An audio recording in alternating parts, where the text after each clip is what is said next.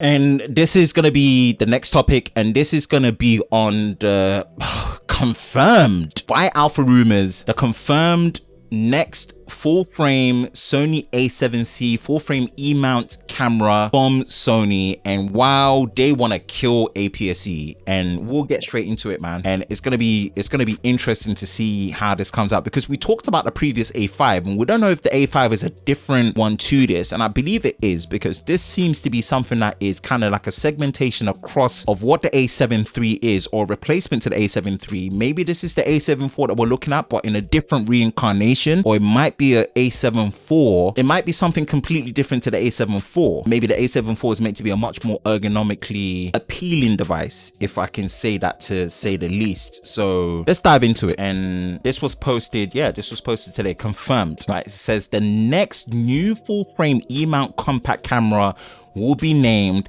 the Sony A7c. So it's a first generation full Alpha Series 7 compact camera. And we're looking at this right now. It has IBIS. It's pretty much a similar spec to the A7 III, 24 megapixel sensor. Potentially, we do have 4K 60, potentially. And if you're comparing the size of it, the price will be slightly above $2,000 body only. You do, from what we're seeing, is a pop-up EVF, electronic viewfinder on the left. We don't know the resolution and the sharpness of it. And then you've got a fully articulating screen like the A7S III. Two solid source confirmed Sony will soon announce a super compact full frame E-mount camera, and that it will be named the Sony A7c. The C obviously standing for more compact. This camera will be the first entry level for the new C line. Okay, so there's a compact line which will run in parallel to the current A7 and the A9 cameras. Okay, so running in parallel, so they're not being replaced. So we probably will still be getting an A7 IV. A third source, thanks, also told me this: pre-launch codes for the bodies start CX, lens start with VX. Okay, so what he says is that there will be a new line of cameras and a new line of lenses. My guess is that the V lenses will be a much more very compact ones for the A7c. Interesting. Sony's goal is to make a super compact full frame series for vloggers and travelers. Cool. The camera having a pop-up EVF smaller than the A7 III body size and a new lines of compact lenses. In mid-September, you will have it. Similar specs to the A7 III, 24 megapixel with the same AF performance, hopefully slightly better. You have the same articulating display as the A7S III, all wins. Same body size as the A6600. Wow. The camera will have marketed for vloggers and YouTubers. Good. It's going to use the same Z-type battery. Win. USB Type-C. Win. Single card slot. Makes sense. I wouldn't mind it too much. I just really hope the card slot is not in the same body compartment as the battery. I hope it's on a grip on the side. If it's a single card slot, fine. Give me UHS-II.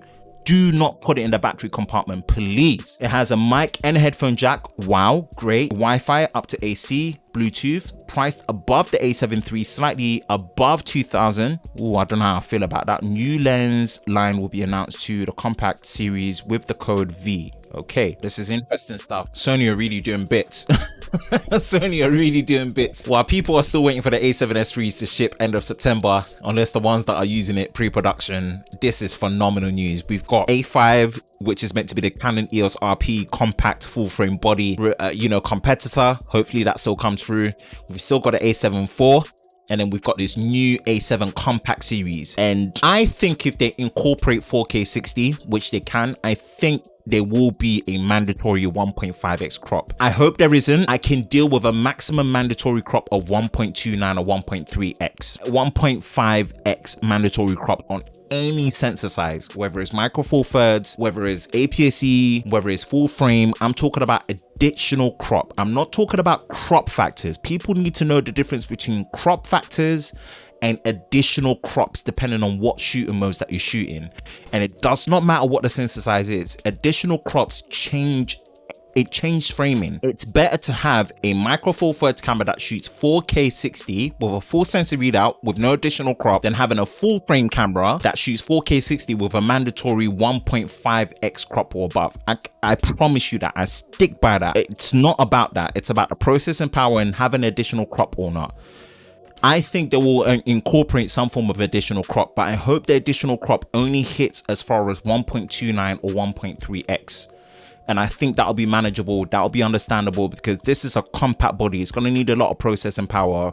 I don't know how they're going to manage the heat, but Sony have done a lot better with the heat management with the new passive internal heat cooling that was demonstrated in the A7S3.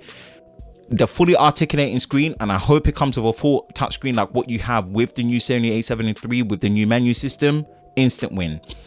Now, what we don't know is, and I think Sony are going to do this right, I'm sure there will be unlimited recording. It seems to be something like they're cementing very well, like going forward, which I have more faith that it will have unlimited recording. I have more faith that they'll put all the color profiles in. From when you've got the ZV-1 having all the color profiles and S-Log, they're going to definitely put that in. We don't know anything about the level of chroma subsampling or bit depth. In terms of body design, I have a feeling that we're not going to get full-size HDMI. It will be a shame, but I hope if they don't put a full size, they move away from micro and at least put mini. Or at least put a USB-C port in there that supports display port and HDMI output.